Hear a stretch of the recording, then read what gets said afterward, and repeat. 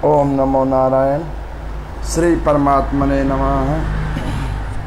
गुरु ब्रह्मा गुरु विष्णु गुरुदेवो महेश्वर, गुरु साक्षात् परब्रह्म तस्मै श्री गुरुवे नमः। या देवी सर्वभूतेषु मां शक्ति रूपेण संस्था, नमस्तस्यै नमस्तस्यै नमस्तस्यै नमो नमः। मंगलम भगवान विष्णु मंगलम गुरुध्वजा मंगलम पुंडरीकाक्ष मंगलाय तनो हरे। हरे कृष्णा कृष्णा कृष्णा हरे हरे, हरे राम राम राम हरे हरे। श्री मार्कंडेय पुराण की पवित्र कथा, जिसमें मार्कंडेय मुनि कौष्टकी मुनि जी को देवी भागवत की कथा को विस्तार पूर्वक श्रवण करवा रहे हैं। 13 अध्यायों वाली देवी भागवत, उस कथा को कौष्टकी मुनि को सुना रहे हैं, जिसमें मेधा ऋषि, महाराज सुरथ और उस वैश्य को ये देवी भागवत की कथा सुनाया जा रहा है। आपने गत 5-7 दिन के अंदर में देवी भागवत की कथा के अंदर में माता का प्रादुर्भाव, महिषासुर वध,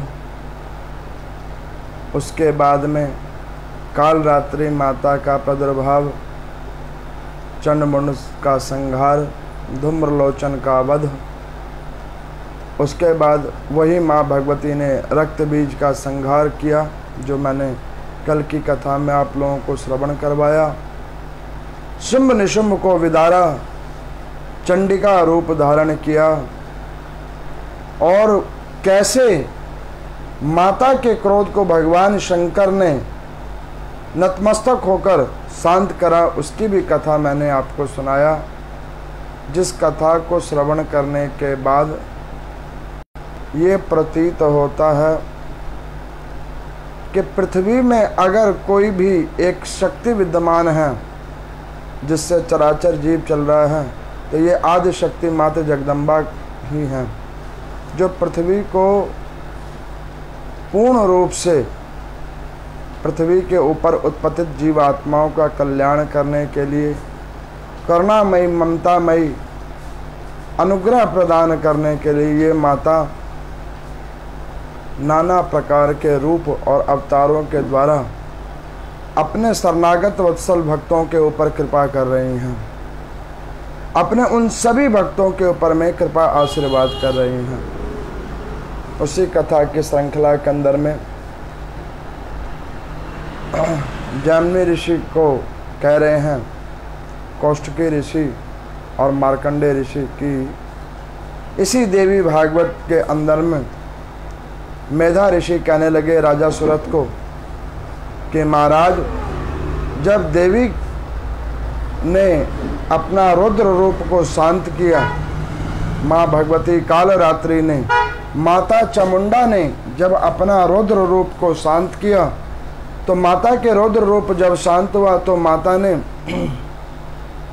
वहाँ पर आए गए समस्त देवी देवता गणों की ओर अपनी करुणामयी और कृपामयी नेत्रों से देखा। तब यहाँ पर माँ भगवती कालरात्रि माता चामुंडा की वहाँ पर पहुँचे हुए 33 करोड़ देवी देवता समेत ब्रह्मा विष्णु महेश ने माता का नाना प्रकार से स्तुति की है, माता का नाना प्रकार से स्तवन किया है, पूजा कर्म विधान का नाना प्रकार से उन्होंने निरूपण किया है। और इंद्रादिक देवी देवताओं ने माँ भगवती से एक विनय किया है कि माता, जिस प्रकार से ब्रह्मलोक के अंदर में ब्रह्मा जी वास करते हैं, बैकुंठ के अंदर नारायण और कैलाश पर्वत पर भगवान भूत भावन शंकर वास करते हैं, उसी प्रकार से आप भी अपना वास का एक स्थल निर्धारित कर दो, ताकि ये दुखित पीड़ित जीव आत्मा जब भी किसी प्रकार से कुंठित हो, किसी भी दुख से कुंठित हो, तो आपको पास पहुंचने का कोई सुलभ मार्ग मिल जाए। जब इस प्रकार से उन 33 करोड़ देवी देवताओं ने माता का आवाहन करके कहा, तो माता ने कहा कि जब कोई भी जीवात्मा, चाहे देवी देवतागण हैं, चाहे पशु पक्षीगण हैं, चाहे कोई जीवात्मा है, वो कुंठित होकर माँ के आगे जाकर अपनी करुणा सुनाएगा, तो माता उसके शरीर के अंदर में ही प्रवेश करके उसको अपनी करुणामयी कृपा प्रदान करेंगी। ऐसा माता ने आश्वासन दिया है। इस प्रकार से माँ भगवती ने आश्वासन दिया है। उन्होंने कहा कि हे इंद्रादिक देवता, जब जब सनातन धर्म के ऊपर में, इस हिंदू धर्म के ऊपर में जब भी कोई विपदा आएगी, तो मैं ही कालरात्रि बनकर, मैं ही चामुंडा का रूप लेकर, मैं ही दुर्गा का रूप लेकर, भवानी का रूप लेकर आऊँगी और उस समय में अपने इस साधु वैष्णव जनों के ऊपर कृपा करूँगी, अपने उन भक्तों के ऊपर कृपा करूँगी जिसके ऊपर में दुराचार अथवा अत्याचार हो रहा होगा। इस प्रकार से माता का आश्वासन हुआ है। इतनी कथा को सुन लेने के बाद मेधा ऋषि ने महाराज सुरथ को कहा कि महाराज, ये है देवी भागवत की कथा जो 13 अध्यायों वाली थी, और मैंने आप लोगों को सार तत्व सुनाया है। तो उन्होंने कहा कि हे ऋषि, इस देवी भागवत को श्रवण करने के बाद अब मेरा उस राज्य के प्रति मोह कम हो चुका है। वैश्य कहने लगा कि हे मुनि, इस कथा को श्रवण करने के बाद मेरा मन भी घर से विरक्त हो चुका है। अब आप आशीर्वाद दें, वानप्रस्थ की ओर हम जाएं और हम माता का आवाहन करें, उनका साधन करें, उनके निमित्तार्थ तप यज्ञ अनुष्ठान करें। तो मुनि कहने लगे कि महाराज, उस राज्य के अंदर में अन्यत्र सुखों के प्रति आपके मन में कोई लालसा? तो उन्होंने कहा कि नहीं प्रभु, कोई लालसा नहीं। फिर उस वैश्य को पूछा, कहा कि हे वैश्य, तुम्हें तुम्हारे परिवार के प्रति कोई संवेदना? तो उन्होंने कहा कि नहीं मुनि, ऐसा किसी भी प्रकार का हम लोगों के मन में कोई भाव नहीं है। अब आप अपना कृपा आशीर्वाद दें ताकि हम अपना आगे का गंतव्य को और बढ़ें। तो इस प्रकार से उन मेधा ऋषि से आशीर्वाद प्राप्त करके महाराज सुरथ ने और वैश्य ने वानप्रस्थ को अपनाया है और देवी का आवाहन किया है कई हजार वर्षों तक तप करके। तो महाराज सुरथ को माँ भगवती ने मुक्त करके अपने चरणों में जगह दी है। वैश्य के कहने पर सिद्ध पीठ बनकर माँ चंडी रूप में आकर पृथ्वी लोक के ऊपर अवतरित हुई हैं। वहाँ पर माँ ने चंडी के रूप में आकर उस वैश्य नाम वाले उस भक्त के आवाहन पर देवी वहाँ पर पृथ्वी पर स्थापित हुई हैं और वहाँ पर देवी की नाना प्रकार से पूजा अर्चन हुआ है। तो इस प्रकार से मार्कंडे पुराण की ये देवी भागवत की कथा जो मैंने आप लोगों को ये 4-5 दिन के अंदर में सुनाया, 13 अध्यायों का, और वो भी सार तत्व सुनाया ताकि आप लोग इसे सर्वसाधारण तरीके से समझ सकें। अब इसी मार्कंडे पुराण के अंदर में मार्कंडे ऋषि कहने लगे कि हे कौशिक ऋषि,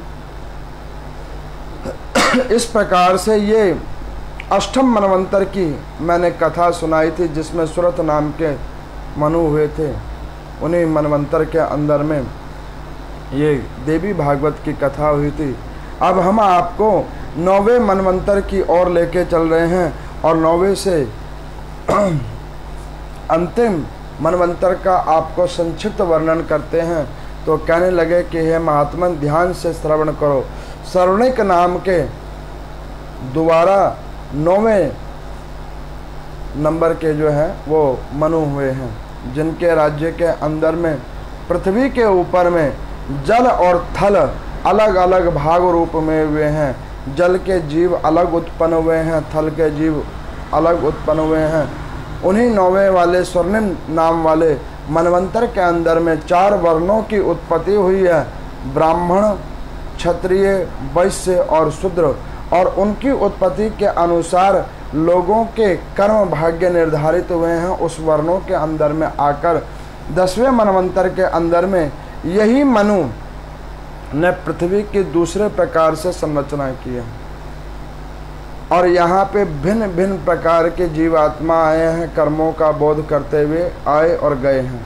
यहाँ पर सूजी से सोनक आदि ऋषियों ने पूछा कि हे महात्मन, कृपा करके अब हमें ये बतलाइए कि हर मनवंतर के अंदर में अलग अलग प्रकार की रूपरेखा है, और आपने बताया कि एक चतुर्युग्य में परमात्मा की उत्पत्ति होती है।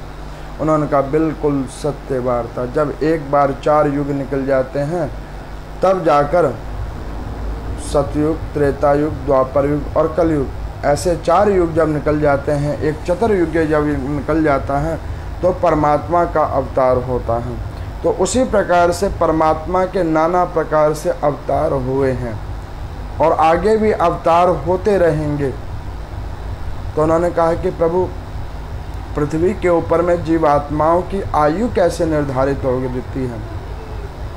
तो वो कहने लगे कि कर्मा अनुसार ब्रह्म देवता हर जीवात्मा की आयु को निर्धारित करते हैं। जैसा कि मान के चलो कोई व्यक्ति बहुत पापी है, तो उसके पाप के कर्मा अनुसार उसके योनि की आयु उसको दी जाती है।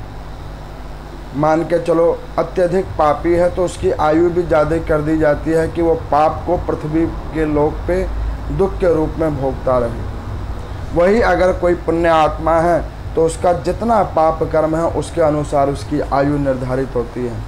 और हम लोग संसार में उल्टी वार्ता क्या करते हैं कि जिसकी ज़्यादा लंबी आयु है वो ज़्यादा पुण्य आत्मा है, जबकि इसके विपरीत पुराणों के अंदर लिखा हुआ है। मैं आपको बतलाऊं, पृथ्वी लोक की वार्ताएं तो अभी 2 दिन से एकादशी के ऊपर में विचार गहन मंथन चल रहा था। हर जगह हर प्रकार से लोग मनाते हैं। मैंने कल की कथा में भी बतलाया था कि देखो, जो ग्रस्त आश्रम वाले जीवात्मा हैं वो स्मार्थ के अंदर में आते हैं। उनकी निर्जला एकादशी कल थी 10 तारीख को, और वैष्णवों की आज है। अब मैंने ये भी बतलाया था कि वैष्णव लोग कौन हैं। वैष्णव जीव वो हैं जिन्होंने अपने आप को हरि के लिए छोड़ दिया है, साधु बन गए हैं, महात्मा बन गए, संत बन गए। लेकिन उसके बाद भी कई जगहों पे नाना प्रकार का मैंने देखा विचार मत। तो मैंने इन 8-9 महीनों में एक अनुभव और प्राप्त किया है। देखो, जिस प्रकार से मैं आपको दैनिक कथा सुनाता हूँ और आप लोग कथा सुनते हो, तो कई चीज़ें आपको भी इस कथा को सुनने से अनुभव प्राप्त हो रहा होगा। ठीक उसी प्रकार से इस कथाओं को पढ़कर आपको सुनाने में मैंने भी कुछ अनुभव प्राप्त किया है। वो क्या अनुभव प्राप्त किया है? व्यक्ति की बुद्धि उसके अपने अनुसार कार्य नहीं करती, वो लोक लुभावन तरीके से कार्य करती है, जिसको अभी मैं और प्रासंगिक रूप में आपको सुनाऊंगा और अंतिम वाले मनु की कथा के साथ में सुनाऊंगा।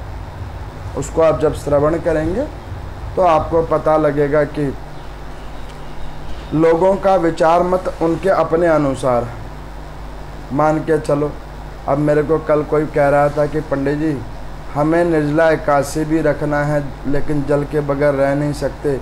अच्छा, जल तो जल है, एक समय अगर कुट्टू के आटा के कुट्टू के पकौड़ी वकौड़ी ना मिले तो भी हमारा काम नहीं चलता है।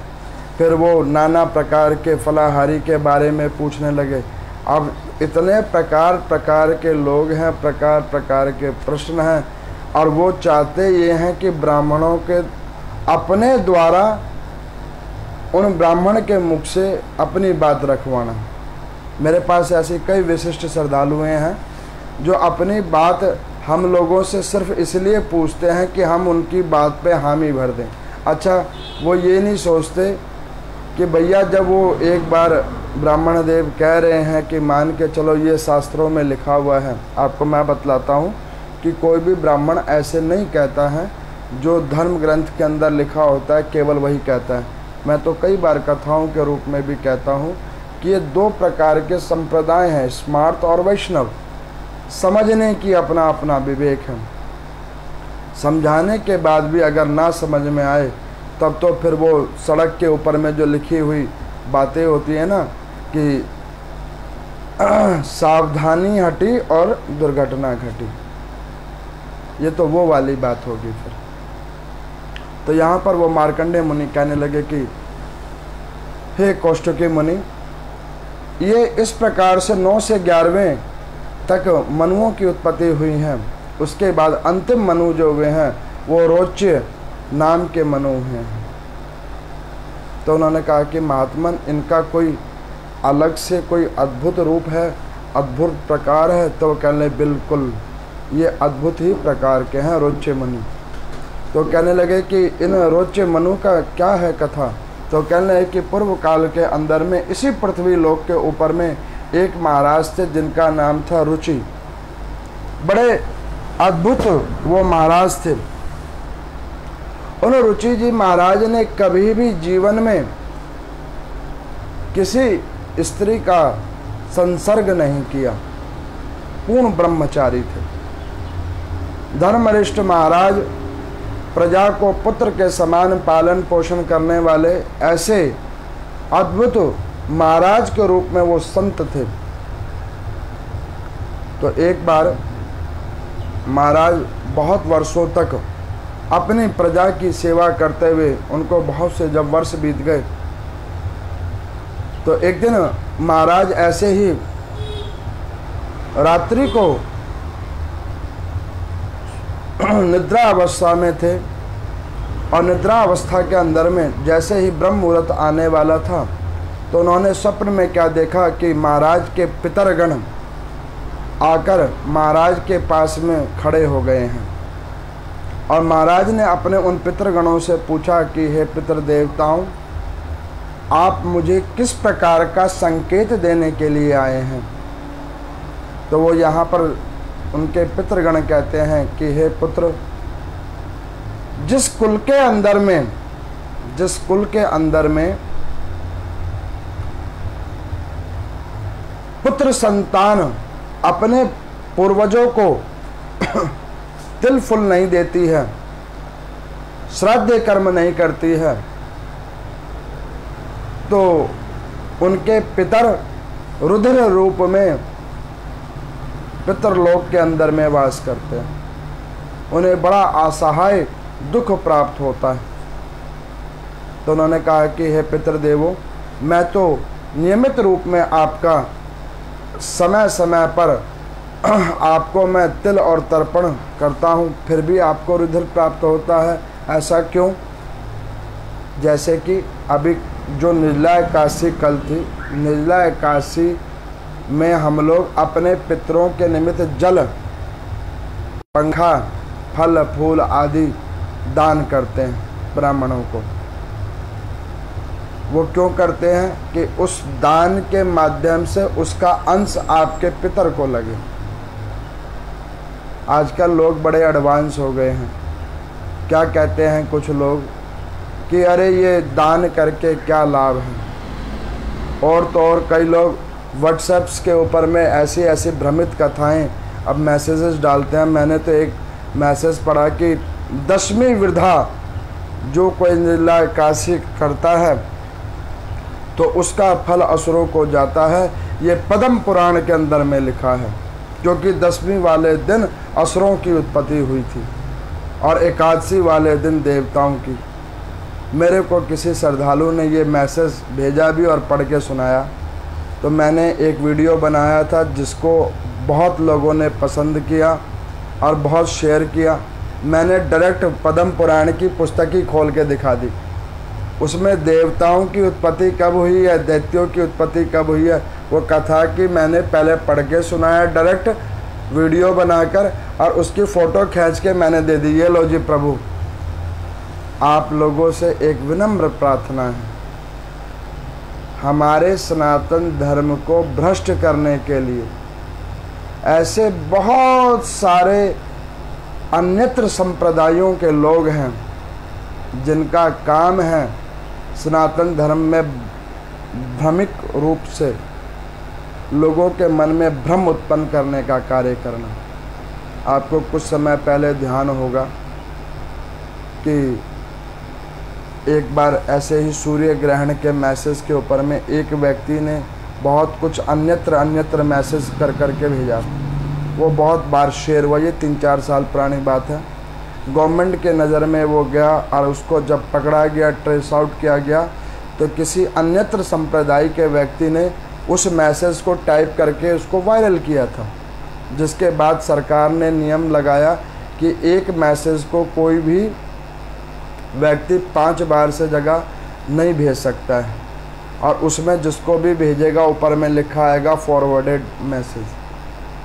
अब ऐसी जो मैसेजेस जो वायरल किए जाते हैं, जो सनातन धर्म को क्षति पहुंचाते हैं, उससे हमें सावधानी करनी चाहिए। आपको हम एक बात कहते हैं बार बार कि देखो, आप मेरी बात पे विश्वास मत करो, किसी अन्यत्र ब्राह्मण के ऊपर में भी विश्वास मत करो। आप विश्वास करो केवल और केवल धर्म ग्रंथ के ऊपर में। एक पंचांग छपती है, उस पंचांग को एक मैं नहीं लिखता, कोई 2-4 ब्राह्मण नहीं लिखते, उसको 30 लाख प्राकंड विद्वान ब्राह्मण जो ज्योतिषी रूप में उसका ज्योतिषी अंकनीयकरण करके उसको छापते हैं, जिसके ऊपर में चारों दिशा के शंकराचार्य मोहर लगा के पास करते हैं, तब वो पंचांग छपती है। कोई एक ब्राह्मण नहीं छापता। आप जाओ ब्राह्मण देवता के मुख से उस पंचांग को सुनो कि भाई इस पंचांग में लिखा क्या है, उसको सत्य जानो, बजाय यूट्यूब के वीडियोस को देखने के और व्हाट्सएप पे आए हुए मैसेज को वायरल करने के। मेरे को तो हंसी ये आई कि सीता माता, ये एक और मैसेज मैंने देखा कि वाल्मीकि रामायण में लिखा है, सीता माता जी ने 10वीं वाले दिन एक बार पूर्व जन्म के अंदर में जो है सो व्रत किया था, तो उस वजह से उन्हें राम जी ने छोड़कर उन्हें वन को भेज दिया। अब कोई उनसे पूछे कि सीता जी का पूर्व जन्म कब हुआ था? अब वाल्मीकि रामायण में तो ये बात लिखी ही नहीं है कि सीता जी का पूर्व जन्म हुआ था। और पहली बात, सीता जी का अवतरण हुआ है। व्यक्ति को अपनी अपनी समझ की बात है ना। आप लोगों को पता होगा कि पृथ्वी की पुत्री हैं सीता जी, पृथ्वी के अंदर से वो अवतरित हुई हैं और पुनः उसी पृथ्वी के अंदर में समा गई हैं। ये तो हर कोई जानता है। तो उनका जन्म कहाँ से हो गया? एक अवतार है और आप उसे जन्म की तुलना कर रहे हैं। सब जानते हैं लक्ष्मी स्वरूपा है माँ भगवती सीता। उनका पूर्व जन्म कब से हो गया? पूर्व जन्म किनका होता है? पूर्व जन्म हम और आप जैसे जीवात्माओं का। वो कोई जीवात्मा नहीं है, वो तो परमात्मा है। अब आप देखो कि किस किस प्रकार की लोग मानसिकता को लेकर ये मैसेजेस बनाते हैं। मैं आप सब लोगों को कहता हूँ कि जब भी ऐसे आप लोग अनभिज्ञ रूप के मैसेजेस को देखते हो तो उसके ऊपर में ऑब्जेक्शन डालिए, ना कि उसको वायरल किया जाए। उसको वायरल करने से बहुत ज़्यादा गलत कार्य होता है, दोषपूर्ण कार्य होता है।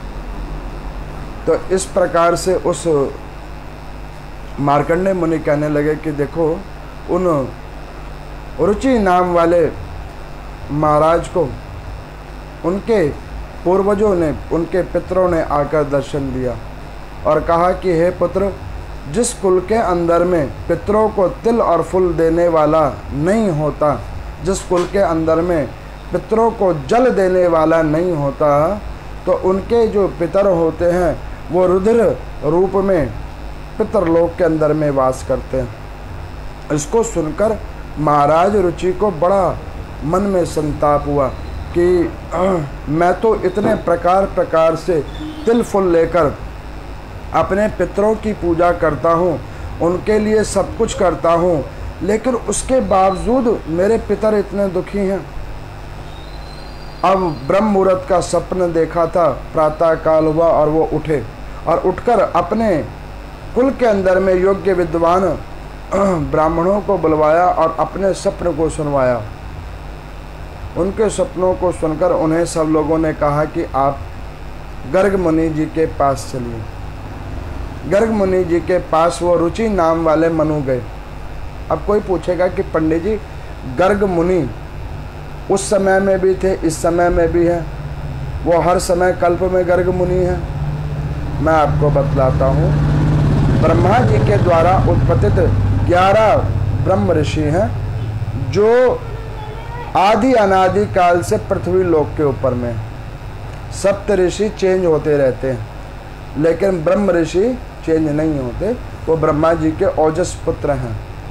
उनका कार्य है पृथ्वी लोक के ऊपर में सनातन धर्म को बचाने के लिए शास्त्रों की रक्षा करना और समय समय कल्प कल्प पर धर्म को किसी न किसी रूप से उजागर करना।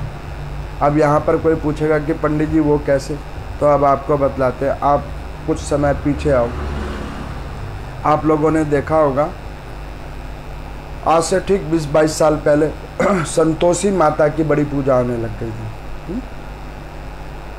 फिर आगे आए बड़ी चौकियाँ, बड़े जगराते, थोड़ा सा आगे बड़े साईं बाबा की बड़ी पूजा अर्चना होने लग गई, खाटू श्याम जी की बड़ी पूजा अर्चना होने लग गई। ये समय समय पे जो सनातन धर्म की जो धर्म अनुसरण करते हुए जो जागृति होती है, ये ब्रह्म ऋषियों के द्वारा ही होती है। वो किसी न किसी रूप को प्रकट करके सनातन धर्म के प्रति व्यक्ति की सद्भावना को जोड़ने का कार्य करते रहते हैं।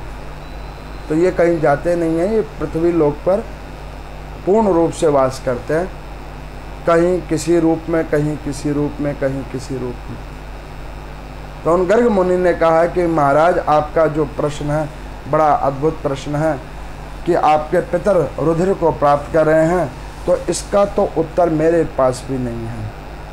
तो उन्होंने कहा कि प्रभु फिर किस प्रकार से कृपा होगा? तो उन्होंने कहा कि एक काम करो कि यहाँ पे कुछ दूरी पर अंगीरा ऋषि बैठे हैं, उनके पास हमें चलना चाहिए। देखो एक समय वो भी था, एक गर्ग मुनि है, अगर उन्हें नहीं अपने प्रश्नों का उत्तर पता उनके, तो पहले कह देते थे कि भाई हमें नहीं पता, कोई बात नहीं, उनके पास चलते। आजकल क्या है, लोग इतने ज्ञानवान हो गए, वो कहते चलो इसको छोड़ो, व्हाट्सएप पे देख लो या यूट्यूब पे देख लो, वो कुछ ना कुछ तो खुद ही बता देंगे।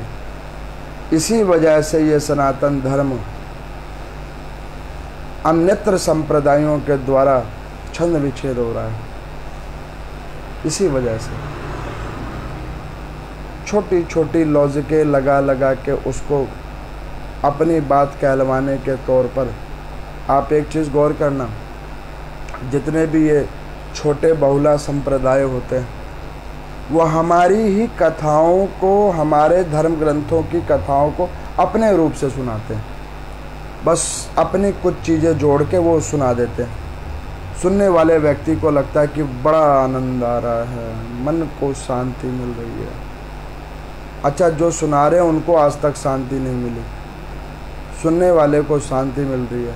और ऐसी शांति मिल रही है कि सुबह का 1-1.5 घंटा टाइम पास हो रहा है, शाम का 1-1.5 घंटा टाइम पास हो रहा है, और वही सारा बहिक्रम पहले भी करते थे, वही बहिक्रम अभी भी कर रहे हैं, और आगे श्री हरि जो करेंगे वो उसी हिसाब से करते रहेंगे। तो मुझे बताओ शांति किसके पास आई? शांति तो किसी के पास नहीं आई ना। अरे कोई कहे कि समुद्र के अंदर में जो लहरें आ रही हैं वो शांत हो जाए, तो ये असंभव है। समुद्र का तो फिर भी एक था हो सकता है, मन का कोई था नहीं है। कहाँ तक है किसी को कोई पता नहीं है। पृथ्वी के अलावा भी इसके अंदर में और दूसरे लोगों की भी बात डालोगे वो भी घुस जाएगी, उधर भी मन घूमने लगेगा। फिर इसका कोई था नहीं है, इसका कोई पर्टिकुलर जगह नहीं है। अब वहाँ पर वो गर्ग ऋषि रुचि महाराज पहुँचे। उन्होंने जाकर कहा अंगीरा ऋषि को कि महात्मन, ब्रह्म मुहूर्त का ऐसा स्वप्न देखा गया है, इस स्वप्न का क्या मतलब है? तो कहने लगे कि महाराज ब्रह्म मुहूर्त का देखा हुआ स्वप्न पूर्ण सत्य होता है। आपके पितर ने अगर ये कहा है तो अब आप एक काम करो, इसी आश्रम के अंदर के में 2 दिन के लिए वास करो और हम आपके पितर का पिंड दान करेंगे और उसके ऊपर में आपके पितर का आवाहन करेंगे। मैं अब उन सभी लोगों को कहना चाहता हूँ कि जो लोग बार बार ये बातें पूछते हैं देव स्थलों में जाकर के, पंडित जी हमारे पितर हमें दिखते रहते हैं, पता नहीं कभी कुछ कभी कुछ कभी कुछ, घर में अशांति फैली हुई है। जब ऐसी कोई हालात हो ना तो कुछ भी मत करो, अपने समस्त पितरियों के निमित्तार्थ एक पिंड दान करवा लो। उसके ऊपर में अब कोई कहेगा कि पंडित जी कुरुक्षेत्र और पेबे में भी तो पंडित जी वगैरह ऐसे ही काम करते हैं, वो पता नहीं कैसे करते हैं। देखो, कुरुक्षेत्र पेबे में पंडित जी कुछ भी करते हैं चाहे नहीं करते हैं, लेकिन उस स्थान पे जैसे ही एक पिंड बन गया तो पिंड बनते के साथ ही वो पितर अपने आप वहाँ पे पहुँच जाएंगे जो आपसे रिलेट करते हैं। वो कैसे? जैसे कि जहाँ चुंबक होता है वहाँ पे लोहा अपने आप खिंच के आ जाता है, ठीक उसी प्रकार से जहाँ पर पिंड बनाकर केवल ओम पित्राय नमः यही कह दिया जाता है तो जो आपके पितर हैं वो उस पिंड के ऊपर में आ जाएंगे।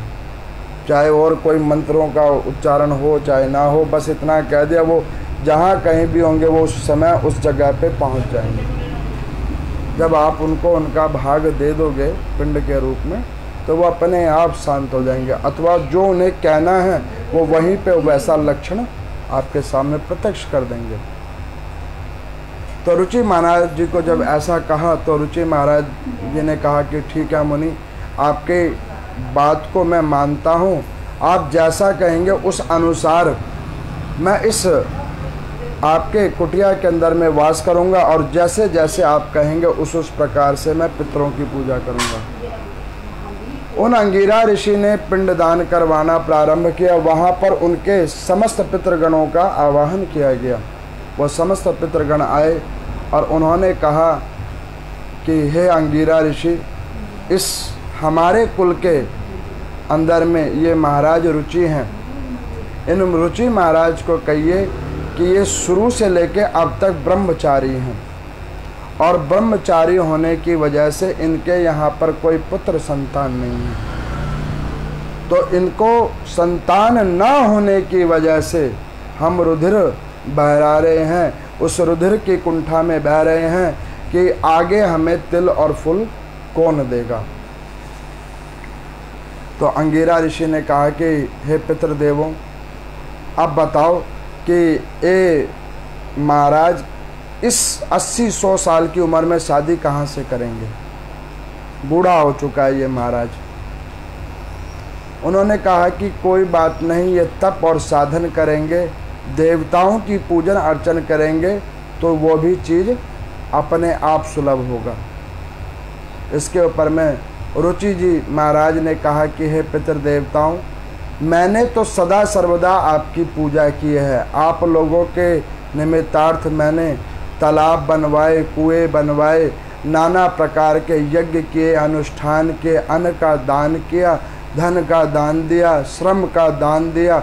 उसके बाद भी और मैं तो गृहस्थ आश्रम में जाना नहीं चाहता, क्योंकि मैंने तो ये भी पढ़ा है शास्त्रों में कि जो लोग गृहस्थ आश्रम के अंदर में जाते हैं वो पृथ्वी के समस्त जंजालों के अंदर में फंस जाते हैं। तो मैं उन जंजालों में फंसना नहीं चाहता था, इसी वजह से मैंने आज तक विवाह नहीं किया। तो यहाँ पर वो पितृदेव कह रहे हैं कि कौन कहता है कि गृहस्थ आश्रम एक जंजाल है? इन्हीं गृहस्थों के अंदर ही नारायण का वास है। ये जो छोटे छोटे संप्रदाय हैं वो क्या कहते हैं कि भैया घर छोड़ दो, पति को छोड़ दो, बच्चों को छोड़ दो, पत्नी को छोड़ दो, माता पिता को छोड़ दो, हमारे पास आओ, हमारी कथा सुनो। अच्छा ठीक है, तुम्हारे पास आ गए, तुम्हारी कथा भी सुन ली। अब आप बताओ ऐसे कथा का क्या लाभ होगा? जो आप जिनके लिए आप आए हो, वैसे तो एक चीज़ सत्य है, किसी के बगैर कोई कार्य रुकता नहीं है, लेकिन वस्तुत रूप में अगर परमात्मा ने आपको एक गृहस्थ के अंदर में जोड़ा है, मान के चलो आपकी कहीं विवाह करवाया है, तो उस जो ग्रस्त का दूसरा व्यक्ति है उसका एक भाग आपके ऊपर में आ गया, चाहे आप पुरुष हो चाहे स्त्री हो, जो भी हो। अगर आप पुरुष हो तो आपका उत्तरदायित्व है कि आपकी स्त्री और बच्चों की देख रेख करना, बूढ़े माता पिता की वार्ता को सुनना, उनकी सेवा भाव करना। परमात्मा ने जन्म आपको इसीलिए दिया है, या तो ये विरक्ति पहले ही ले आते, इन लोगों के बीच में ना रहते, सब पहले ही छोड़ छाड़ के भाग जाते। लेकिन फिर भी परमात्मा ने आपको जगह दी है रोकने के लिए और उनकी सेवा भाव करने के लिए, तो आपका सर्वप्रथम कार्य वो है। वामन भगवान कहते हैं महर्षि कश्यप को और अदिति माता को कि माता, पृथ्वी पे केवल वही भाग्यशाली जीव आत्मा है, परमात्मा उन्हीं के घर में आता है जो ग्रस्त आश्रम के अंदर में रहकर सबकी सेवा भाव करते हुए रहकर ओम नमो नारायण का नाम संकीर्तन करता है, हरि का नाम संकीर्तन करता है, ना कि उसको परित्याग करके। आप देखो कुछ विद्यार्थी पढ़ते हैं इंग्लिश मीडियम स्कूल से, कुछ पढ़ते सरकारी स्कूल से। इंग्लिश मीडियम वालों का क्वेश्चन पेपर उतना ही टफ होता है और हिंदी मीडियम वालों का उतना ही सरल होता है। अब कोई कहेगा कि वो सरल क्यों है, ये टफ क्यों है, तो देखो वो मानते हैं कि भाई जो इंग्लिश मीडियम वाले हैं वो 100% ध्यान देकर पढ़ाई कर रहे होंगे, इसलिए उनका प्रश्न पत्र बनाया जाता उसी हिसाब से।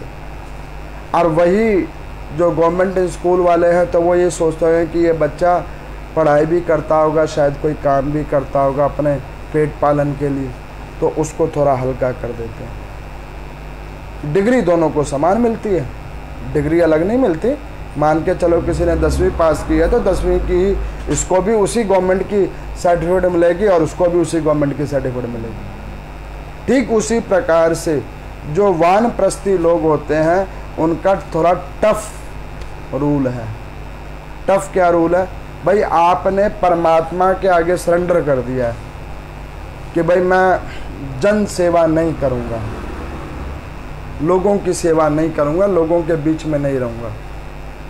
जब आपने जन सेवा नहीं करने का मन बना लिया है फिर तो आपको जो उसका पूर्ण तरीका है उस पूर्ण तरीके से आपको गुजरना पड़ेगा। जो प्रॉपर प्रोसेस है उसमें क्षमा की कोई जगह नहीं है। लेकिन ठीक वही जो ग्रस्त आश्रम के अंदर में है, परमात्मा भी जानते हैं कि ये इस ग्रस्त के अंदर में अपने कर्मों को भोगने के लिए और भी कई लोगों को ये अपने इस शरीर से तन मन धन से उनको उनके भी कर्म भोगवा रहा है और अपने भी कर्म को साथ लेकर भोग रहा है और बीच बीच में हरि नाम संकीर्तन भी कर रहा है। तो उसको उस सहज रूप से परमात्मा कृपा करते हैं। जब पितरों से इस प्रकार से वार्ता को सुना तो उन्होंने कहा कि ठीक है पितृ देवताओं, मैंने आपकी बात को सिरोधार्य किया, अब आप कृपा करके मेरा मार्गदर्शन कीजिए कि प्रभु मैं इस प्रौढ़ अवस्था के अंदर में संतान को कैसे उत्पत्ति करूं और मेरी इस उम्र में मेरे से शादी कौन करेगा, अब आप मुझे ये बतला दो। तो वो पितर कहने लगे कि पुत्र भगवान नारायण की उपासना करो, नारायण भगवान की उपासना करो। नारायण भगवान ब्रह्मा जी को आदेश देंगे, वही ब्रह्मा जी जिन्होंने सृष्टि का सृजन किया है वो तुम्हारे लिए भी कोई स्त्री का सृजन करेंगे। और इन्हीं मुनिजनों के बतलाए गए क्रम से तुम भगवान की साधना करो, तपस्या करो, तो तुम्हें तुम्हारे अनुसार और हम लोगों के अनुसार वरदान मिलेगा।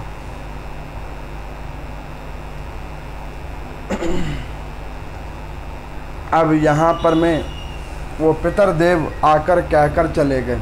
जब वो पितरदेव वहाँ पर ये वार्ता कहकर चले गए तो उन रुचि जी महाराज ने उन अंगिरा ऋषि और गर्ग मुनि से पूछा कि हे देव, भगवान नारायण को प्रश्न करने का सबसे सुलभ तरीका क्या है। तो यहाँ पर वो जो सुलभ तरीका बतला रहे हैं, जो इस पुराण की कथा में है, वो मैं आप लोगों को बतलाता हूँ। वो कहते हैं कि परमात्मा निर्गुण स्वरूप है, जिसका कोई स्वरूप नहीं है, सृष्टि के कारणभूत है। सृष्टि में जो भी कुछ होता है उसका कारण अकारण वो परमात्मा है, जिनका आदि मध्य अंत नहीं है। उनका स्वरूप ही अलग है, जो निराकार से साकार और साकार से निराकार रूप है। ऐसे परम पिता की आराधना उनके नाम संकीर्तन से ही होता है।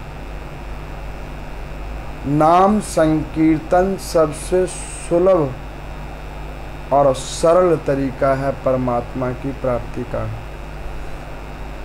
महाराज, आप इसको अपने अंदर में ध्यान करो और नाम संकीर्तन के द्वारा श्री हरि भगवान को रिझाना शुरू करो।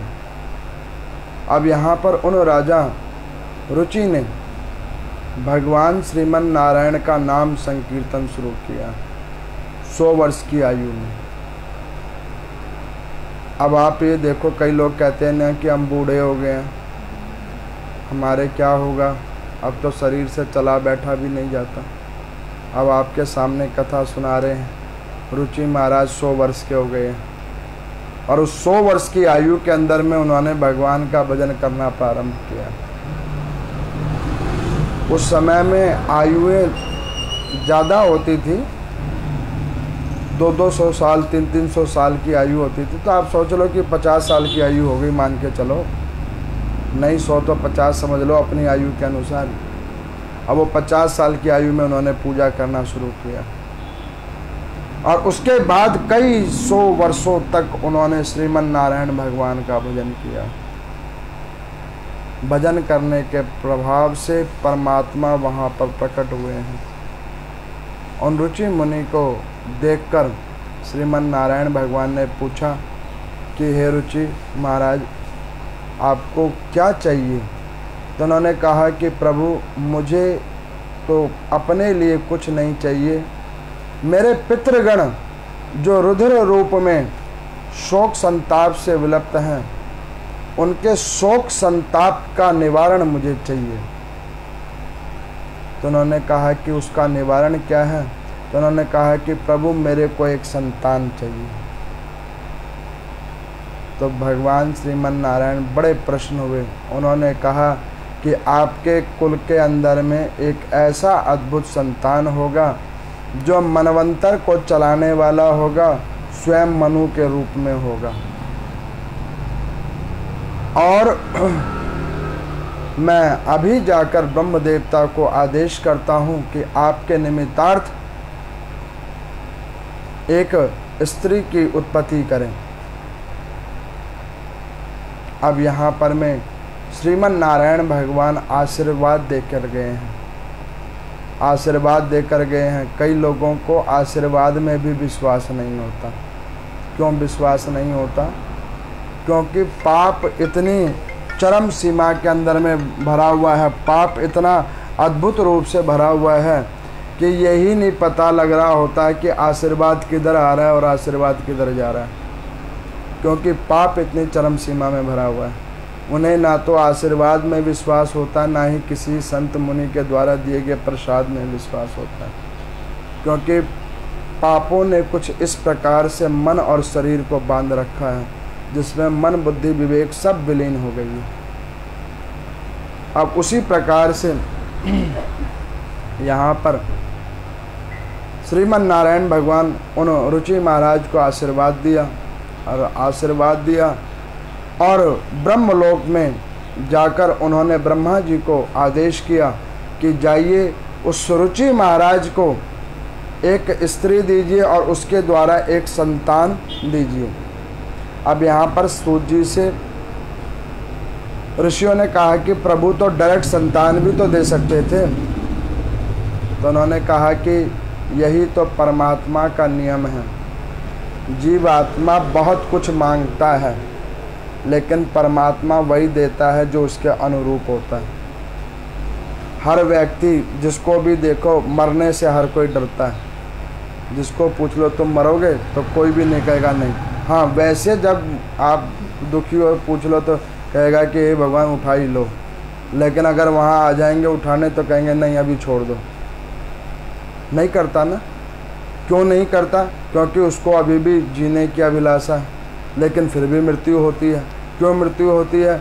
वो इसलिए होती है कि ये सृष्टि का रूल है, एक नियम है।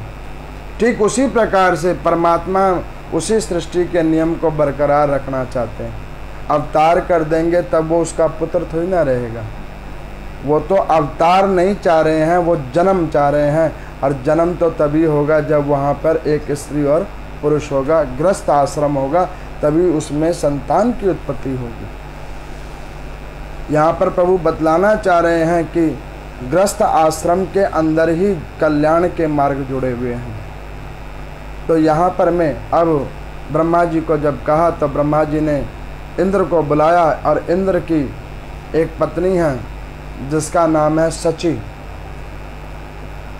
इंद्र और सची को एक पुत्री है जिसका नाम है प्रलोभता। उस प्रलोभता नाम वाली अप्सरा को ब्रह्मा जी ने कहा कि हे इंद्र, अपने इस पुत्री का विवाह तो उस रुचि नाम वाले महाराज के साथ करवा दे। तो इंद्र ने कहा कि महाराज वो तो प्रौढ़ अवस्था को प्राप्त है। उन्होंने कहा कि जिसको श्रीमन नारायण भगवान ने जाकर आश्वासन दे दिया है, जिसको परमात्मा ने जाकर कह दिया है, तो उसमें आयु देख रहा है, जाकर तो देख, पता नहीं कुछ और ही बात है। और मैं आप सब लोगों को कहता हूँ, जिसके ऊपर श्री हरि भगवान कृपा करेंगे उसको डर किस चीज़ का, भय किस चीज़ का, उसकी रक्षा तो स्वयं श्री हरि करेंगे। जो लोग पूर्ण मन से विचार करके बैठे हैं कि हमारी रक्षा वो परमात्मा करेगा, तो उसकी रक्षा वाकई परमात्मा करता है। जो मन से आश्वस्त हो चुका है कि हाँ भाई हमारी रक्षा तो वो परम पिता करेगा, तो उसके ऊपर प्रभु करते हैं कृपा। अब यहाँ पर में इंद्र आए हैं, सची आई है पृथ्वी लोक पर में, और उन रुचि महाराज जी को देखा तो जो रुचि महाराज जी की 100 वर्ष की आयु हो गई थी, उसके बाद साधना करने के बाद 150 साल से ऊपर आयु हो गई थी, 150-200 साल के हो गए थे, वो रुचि महाराज 21 साल के नवयुवक बने हुए खड़े हैं। ये प्रभु का कृपा है। इंद्र ने देखा, बड़ी प्रसन्नता।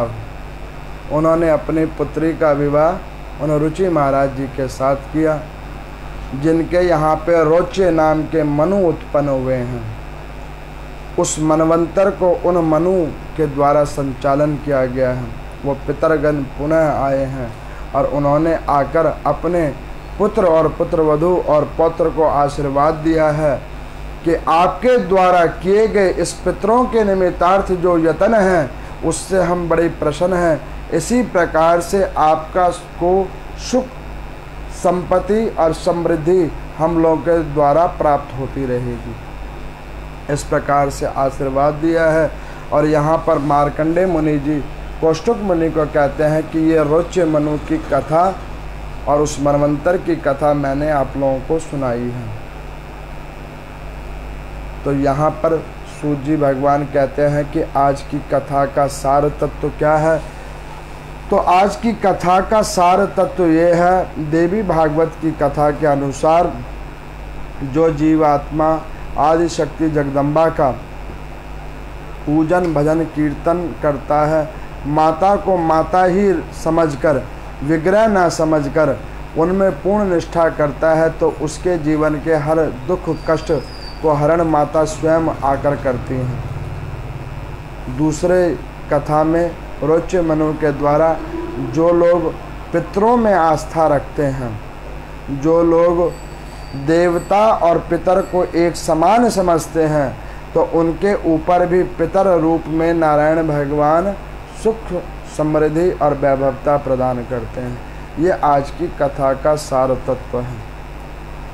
तो मेरा आप सब लोगों से पुनः पुनः निवेदन है, जो लोग इस कथा को लाइव सुन रहे हैं अथवा डी लाइव अभी कुछ समय के बाद में सुनेंगे, तो मैं उन लोगों को कहता हूं कि देखो मैंने 2-3 बातें आप लोगों के सामने रखी कि कभी भी 2 दिवसीय जो व्रत पड़ जाए, कोई पर्व पड़ जाए, तो उसमें क्या करना चाहिए। तो उसमें कुछ मत करो, आप किसी ब्राह्मण की बात मत समझो, कोई यूट्यूब की वीडियो मत देखो, कोई व्हाट्सएप मैसेज भी मत देखो। आप एक काम करो कि एक पंचांग छपती है। पहले के समय में लोग पंचांग को हर घर में रखते थे, फिर समय चेंज हुआ, लोग कैलेंडर रखने लग गए। अब समय चेंज हो गया, लोगों ने पंचांग भी घर से निकाल दिया, कैलेंडर भी घर से निकाल दिया, और तो और मोबाइल ही रख लिया। मोबाइल में सब कुछ देखते हैं और उसमें वो चीज़ें देखते हैं जो उन्हें नहीं देखना चाहिए। तो मैं ये कहता हूँ कि आप हम लोगों की भी बात पे विश्वास मत कीजिए। एक पंचांग खरीदिए, 30, 40, 50 रुपए की आती है, उसको पढ़ो। अच्छा वो नहीं कर सकते, खरीद नहीं सकते, तो किसी भी जहाँ भी रहते हो वहाँ पे मंदिर में जाओ, उन ब्राह्मण देवता को पूछो कि प्रभु आप एक बार पंचांग में क्या लिखा वो आप देख के बता दो। उनके सामने खुद ही बैठ के पढ़ ही लो, देख लो। अपने मन की शंका बजाय यूट्यूब की मैसेज से, बजाय और कोई व्हाट्सएप मैसेजेस से या और किसी चीज़ को सुनने के, डायरेक्ट पढ़ो, और डायरेक्ट पढ़ो और उसको समझ लो, कोई बात नहीं, और अपने मन की शंका को हटाओ। मैं एक चीज़ और आप लोगों को साथ शेयर करूंगा। आप लोग एक चीज़ देखो, आज से 10 साल 12 साल पहले जब ये मोबाइल फ़ोन्स का प्रचलन नहीं था, या 15-16 साल पहले, मुझे ये बताओ राहु काल कौन जानता था? भद्रा कौन जानता था? अच्छा, अब जो इतने मगजखोरी के कार्य होते हैं ये सब कौन जानता था? 2 दिन 4 दिन 5 दिन इतनी नई नई कथाएं कौन जानता था? मुझे तो यही समझ नहीं आता है। और सब एक दिन होते थे। अब यहाँ पर लोग क्या करते हैं कि अपना भी खून पीते हैं और हम लोगों का भी करते हैं। पंडित जी ये कब होगा, ये कब होगा, ये कब होगा, ये कब होगा। अरे भैया ऐसे मत करो। उसके बजाय पंचांग रखो। नहीं पंचांग रखते तो देव स्थल में जाओ, ब्राह्मण देवताओं के पास में कहो, वो दिखा देंगे आपको खोल के। उस अनुसार पर्व त्योहार करो, बजाय ये 2 दिन 4 दिन करने के और फिर ये कहने कि नहीं जी नहीं, सनातन धर्म में तो ये होता, सनातन धर्म में वो होता। सनातन धर्म में कुछ भी नहीं होता। मूर्ख हम लोग हैं जो सनातन धर्म को इसी स्वरूप से देखते हैं। सनातन धर्म में कुछ भी नहीं होता, साफ सुथरा और सीधी दृष्टि वाला है सनातन धर्म। हम लोगों ने अपनी कुबुद्धि से दूसरे संप्रदायों को अवसर देते हैं कि देखो हम हैं मूर्ख, और हमारी मूर्खता से हमारे धर्म का भी पतन हो रहा है। ये हमारी मूर्खता है। तो उस मूर्खता से बचिए और अन्यत्रों की वार्ताओं पे मत जाओ, ग्रंथों की बातों को मानो। ओम नमो नारायण का नाम संकीर्तन करो, जिसको करने से आपका और आपके परिवार का कल्याण होगा। ओम नमो नारायण।